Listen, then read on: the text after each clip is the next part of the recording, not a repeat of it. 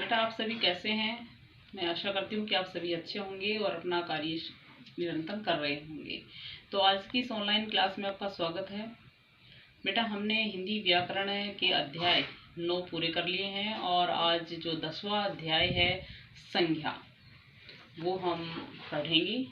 तो बेटा सबसे पहले हम ये जानेंगे कि संज्ञा क्या होती है। तो आप सभी ने पहले भी वैसे पढ़ा हुआ है। तो संज्ञा क्या होती है। संज्ञा का शाब्दिक अर्थ होता है जैसे नाम। क्या होता है? नाम। तो हम पढ़ेंगे कि संज्ञा किसे कहते हैं, संज्ञा के कितने भेद होते हैं और संज्ञा के जो भेद हैं उनके उदाहरण क्या क्या है। ठीक है। तो सबसे पहले हम जानेंगे कि संज्ञा किसे कहते हैं। तो संज्ञा की परिभाषा यानी कि संज्ञा किसी व्यक्ति वस्तु स्थान, किसी व्यक्ति वस्तु स्थान या भाव आदि के नाम को संज्ञा कहते हैं। यहाँ मैंने आपको दिया कि किसी भी व्यक्ति वस्तु स्थान भाव, यहाँ प्राणी भी हो सकता है। ठीक है। किसी व्यक्ति वस्तु स्थान प्राणी या भाव के नाम को संज्ञा कहते हैं। तो हम ये कैसे जानेंगे कि किस किस इन सभी के अलग अलग यानी कौन सी चीज क्या है। तो हम जानेंगे कि ये परिभाषा ये जो हो गई हमारी संज्ञा की परिभाषा। तो संज्ञा की परिभाषा आप सभी को पता होना चाहिए कि किसी भी व्यक्ति वस्तु स्थान भाव प्राणी आदि के नाम को संज्ञा कहते हैं। तो हम ये जानेंगे कि व्यक्तियों में कौन से नाम होते हैं, वस्तुओं में कौन से होते हैं, स्थान में कौन से और भाव में कौन कौन से होते हैं। तो मैंने यहाँ लिखा कि व्यक्ति भी किसी भी व्यक्ति, कोई विशेष व्यक्ति का नाम हो सकता है। जैसे मैं यहाँ दे दूं नाम में, जैसे भी राम है। ठीक है। किसी भी वाक्य में जैसे हमने राम है, श्याम है। ठीक है। नेहरू जी पंडित जवाहरलाल नेहरू है।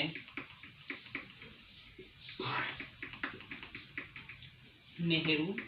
ठीक है।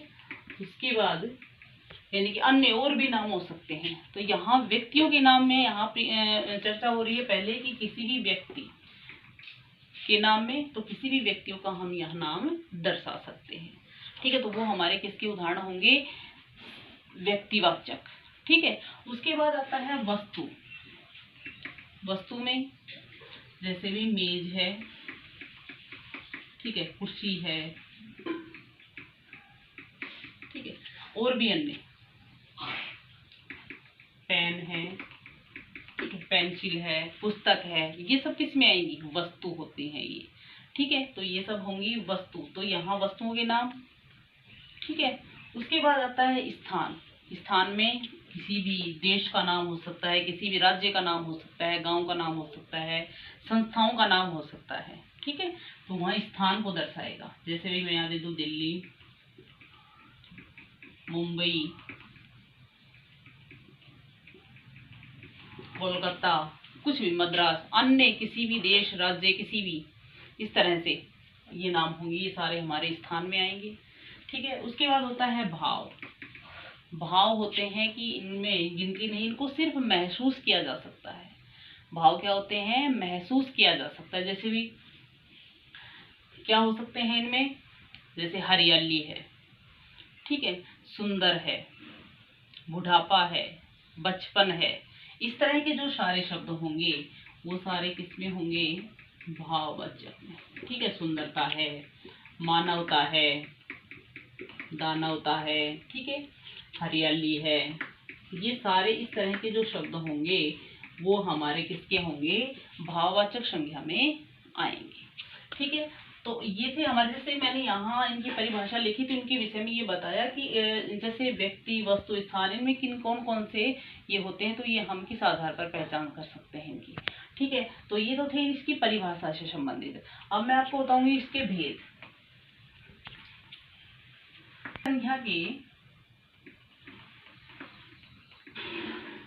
संज्ञा के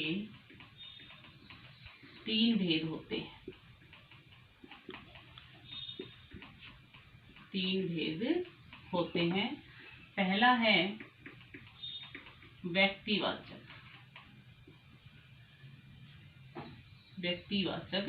संज्ञा। ठीक है। दूसरा है यानी कि मुख्य रूप से इसके 3 भेद होते हैं। दूसरा है जातिवाचक, ठीक है। तीसरा है भाववाचक संज्ञा।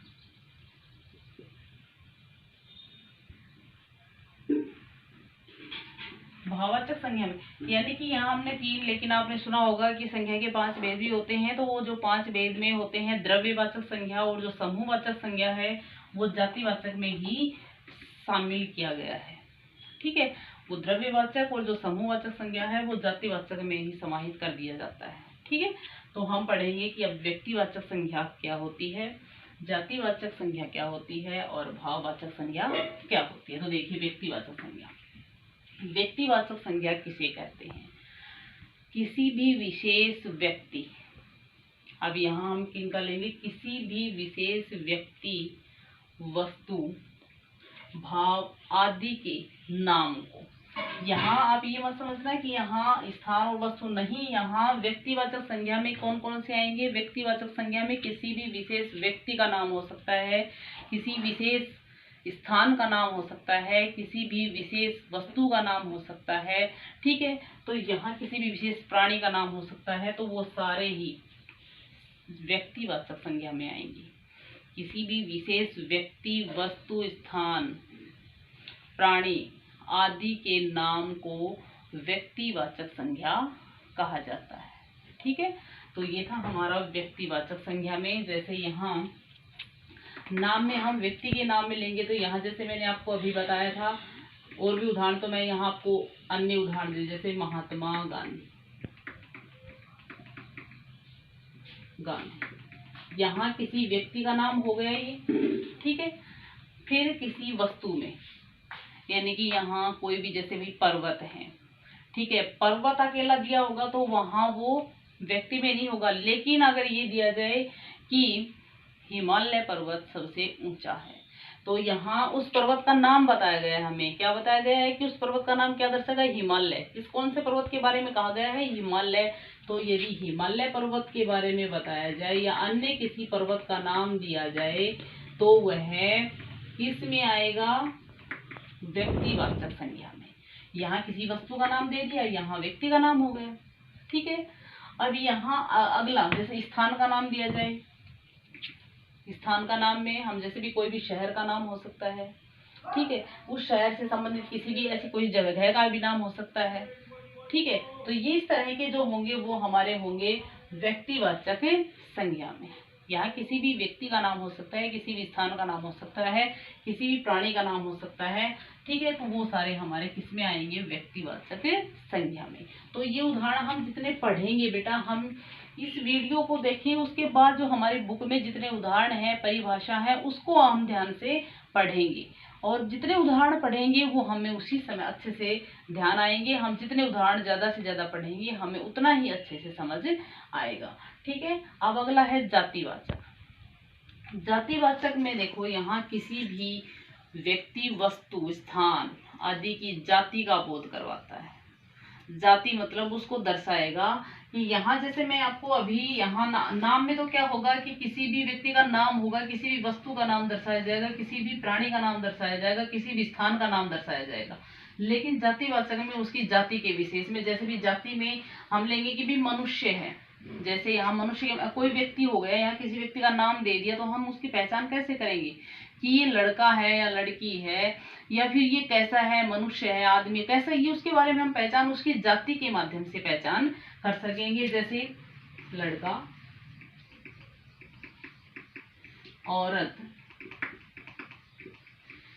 ठीक है। ये तो जैसे हो गया किसी भी मनुष्य जाति से संबंधित, ठीक है। उसके बाद जैसे हम करेंगे कि किसी भी वस्तु का नाम। अब वस्तु में जैसे पर्वत है, यहाँ अकेला हम नदी, पर्वत, ठीक है, और नहरें, जो भी नहर, इनकी कोई भी, ये इनकी जाति दर्शा रहा है। लेकिन यहाँ किसी भी का नाम नहीं दिया गया है यहाँ पे, ठीक है। फूल है, ठीक है।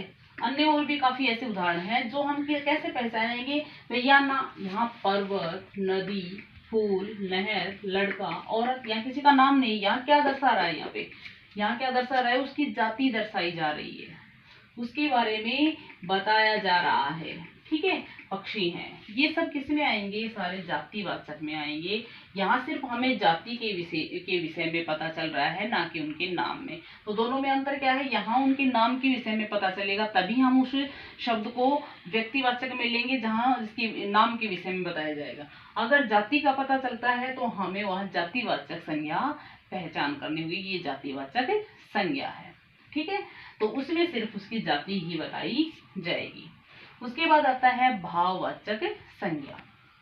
बेटा भाववाचक संज्ञा क्या होती है कि भाववाचक संज्ञा में यानी कि यहाँ ये भाववाचक संज्ञा विशेषण शब्द से, जातिवाचक संज्ञा से, इस तरह से सर्वनाम शब्दों से इसका प्रयोग, इसका जो उत्पन्न, ये किससे कहाँ से बनती है, कैसे बनती है, तो उनसे हमें इसकी पहचान होती है। और भाववाचक संज्ञा को सिर्फ हम महसूस कर सकते हैं, ना कि उसको हम देख सकते हैं। ठीक है, उसको सिर्फ महसूस किया जा सकता है भी, जैसे लड़की सुंदर है। ठीक है, अब यहाँ सुंदर शब्द कैसा है, सुंदर शब्द विशेषण शब्द है, और विशेषण से अगर भाववाचक संज्ञा कहा जाए कि विशेषण, सुंदर शब्द से भाववाचक संज्ञा बनाइए, विशेषण शब्द लिखा हुआ है, इससे भाववाचक संज्ञा बनाइए, सुंदर की भाववाचक संज्ञा क्या बनेगी, सुंदरता। ठीक है, सुंदरता। ठीक है, हरा से हरियाली। ठीक है, जैसे बच्चा है, बच्चा से, बच्चा की भाववाचक संज्ञा, बच्चा शब्द कैसा है, बच्चा है, जातिवाचक संज्ञा का है, और इसकी भाववाचक संज्ञा बनाएंगे तो बचपन हो जाएगा, बचपना हो जाता है। ठीक है, जैसे ये तो हमारे, जैसे ये तो थे, ये विशेषण शब्द से बन गया है, और उसी तरह जैसे मैंने बच्चा शब्द लिखा तो बच्चा है, ये कैसा है, बच्चा शब्द जातिवाचक संज्ञा का है, जातिवाचक संज्ञा से इसकी जो बनाएंगे हम तो बचपन। ठीक है, बचपना। तो ये हो गई हमारे भाववाचक संज्ञा में। ठीक है, उसी तरह अन्य जैसे सर्वनाम शब्द है तो अपना है, अपना शब्द क्या है, सर्वनाम शब्द है, और जब हम इसकी भाववाचक संज्ञा बनाएंगे तो क्या हो जाएगा, अपनापन हो जाएगा, अपनापन हो जाएगा यहाँ। ठीक है, इसी तरह से ही जैसे काफी ऐसे उदाहरण हैं जिनसे हमें कि सर्वनाम शब्दों से, जातिवाचक संज्ञा से और विशेषण शब्दों से, ठीक है, इस तरह से इनका का निर्माण होता है। ठीक है, किनका, भाववाचक संज्ञा का। तो हम भाववाचक संज्ञा में ना दिन की गिनती होती है, भाववाचक संज्ञा को सिर्फ महसूस किया जा सकता है, इसलिए जो हमारे मन के भावों को दर्शाया जाता है तो वहां भाववाचक संज्ञा होती है।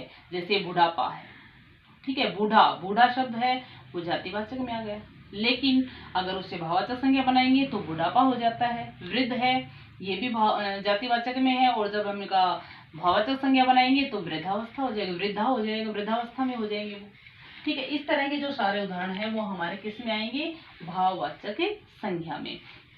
तो हमने इनकी परिभाषा से पहले हमने संज्ञा की परिभाषा पढ़ी, संज्ञा किसे कहते हैं, उसके बाद कितने भेद होते हैं, 3 भेद होते हैं, और इसके 3 भेदों में तीनों भेदों की परिभाषा हमने पढ़ी, इनके उदाहरण के विषय में जाना। ठीक है, अब इसमें जैसे हम ये भी हो सकता है कि इनमें अब इस जो होती है उनके जो अन्य जो 2 संख्या के जो भेद बच गए उनके विषय में मैं भी आपको बता दें कि द्रव्यवाचक होती है, वो जातिवाचक में ही लिया जा सकता है, द्रव्यवाचक। ठीक है, द्रव्यवाचक संज्ञा। ठीक है, और एक है समूहवाचक या समुदायवाचक भी हो सकती है, समूहवाचक। ठीक है, अब देखिए द्रव्य का मतलब होता है जैसे जो भी तरल पदार्थ होते हैं, तरल चीजें जो होती हैं वो द्रव्य में होती है। समूह का होता है कि जो जिन शब्दों से हमें किसी भी समूह को का बोध होता है, यानी कि समूह होता है, बहुत ज्यादा चीजें एक साथ होती हैं। ठीक है, जैसे द्रव्यवाचक में हम लेंगे कि द्रव्यवाचक इन तरल पदार्थ कौन कौन से होते हैं, जैसे पानी है, दूध है, घी है, तेल है, सोना है, चांदी है। आप ये सोचोगे कि सोना और चांदी तो ठोस होते हैं, नहीं, सोना और चांदी को भी पिघलाया जाता है उनको, उसकी तो वो तरल पदार्थ में ही होता है, पिघलाकर तभी ये ठोस बनाया जाता है, और इसको ठोस होने के बाद भी ये पिघल सकता है। ठीक है, तो इस तरह इसलिए इनको द्रव्य में ही लिया गया है। तो द्रव्यवाचक के उदाहरण कौन कौन से होते हैं, जैसे मैंने अभी आपको बताया है, तेल है, घी है, पानी है, दूध है, ठीक है, और सोना है, चांदी, लोहा, तांबा, ये सब किस में आएंगे, द्रव्यवाचक में आएंगे। ठीक है, तो ये जातिवाचक में ही समाहित किए गए हैं। समूहवाचक में होता है यानी कि कोई भी समूह दर्शाते हैं, सभा होती है, सभा में काफी लोग होते हैं तो सभा हो गई। ठीक है, झुंड हो गया, सेना हो गई, दल हो गया, इस तरह के जो सारे शब्द हैं वो हमारे समूह को दर्शाते हैं। तो ये था समूहवाचक। ठीक है, तो ये समूहवाचक में तो ये थे हमारे सारे संज्ञा के भेद, उसकी परिभाषा, संज्ञा की परिभाषा, संज्ञा के भेदों की परिभाषा, उसके कितने भेद होते हैं और सभी के उदाहरण। तो बेटा ये हमारा आज का था अध्याय संज्ञा का। और इसके बाद इसमें आगे ये होते हैं, जैसे भी जातिवाचक संज्ञा से भाववाचक संज्ञा बनाइए, विशेषण से भाववाचक संज्ञा बनाइए, सर्वनाम शब्दों से भाववाचक संज्ञा बनाइए। ये तो सारे आपकी बुक में दिए हुए हैं, तो आप उनको पढ़ सकते हैं कि ये शब्द जातिवाचक के हैं और इनसे ये इनकी भाववाचक संज्ञा बनती है। तो आप वो जरूर पढ़ें उनको, ठीक है। और इसका जो बुक वर्क है और इससे संबंधित जो प्रश्न उत्तर हैं वो आप अपने SD SSF पर देख सकते हैं। तो अपने सारे जो काम है वो अच्छे से आप देखें और वीडियो को अच्छे से देखें और अपना काम अच्छे से करें। प्रश्न उत्तर को आप अपनी नोटबुक में लिखें, ठीक है। तो मैं आशा करती हूँ कि आप अपना कार्य अच्छे से करेंगे और समझ गए होंगे, और जो आपको बताया गया है कि आप अपनी बुक में अच्छे से देखें, उनको रिवाइज करें जो भी उदाहरण हैं। तो बेटा मैं आशा करती हूँ कि आप जरूर ऐसा करेंगे और अपना कार्य निरंतर करते रहेंगे और सफलता प्राप्त करेंगे। धन्यवाद।